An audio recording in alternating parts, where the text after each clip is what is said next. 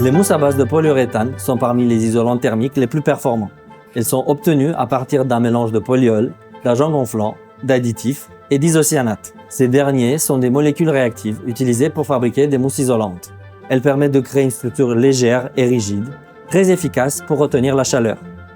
Mais leur utilisation pose des questions, car elles peuvent être irritantes, voire toxiques pour les opérateurs et techniciens sur les sites de production. Développer ce type de mousse représente un double défi. Il faut à la fois maîtriser la chimie de ces matériaux, mais également comprendre la physique du processus de moussage.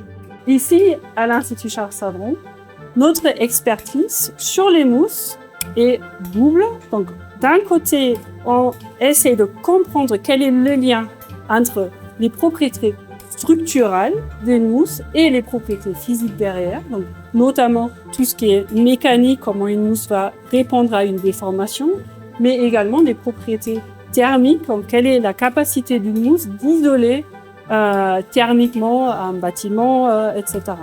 Mais une deuxième compétence de notre équipe, c'est de comprendre comment on fait pour produire ces types de mousses. Donc, si je cherche une mousse avec des propriétés structurales particulières, les petites pores, les grandes pores, comment je peux faire pour obtenir cette mousse-là avec un procédé ou avec une formulation spécifique.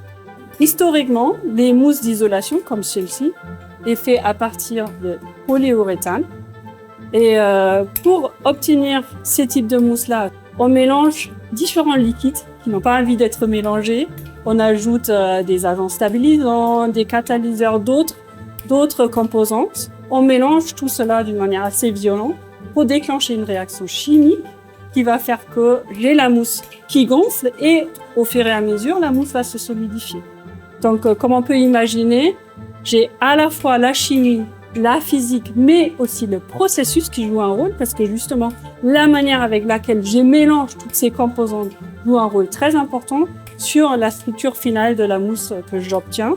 Et donc, dans la fabrication de ces mousses-là, on utilise beaucoup les isocyanates. Et aujourd'hui, on se retrouve devant le problème que j'ai une formulation très complexe qui ressemble un peu à un château de cartes qui tiennent tous, mais dans un équilibre assez fragile. Si je viens retirer l'isocyanate, c'est comme si je retire une carte de ce château de cartes très fragile et tout s'écroule. Et justement, notre travail, c'est développer des méthodes et des formulations modèles pour comprendre déjà chaque carte dans ce château, comment les cartes sont imbriquées pour permettre pas seulement à retirer cette carte isocyanate sans que le château s'écoule, mais idéalement de reconstruire d'autres châteaux de cartes, mais avec des cartes différentes et justement avec des formulations plus agréables pour l'environnement et pour l'homme.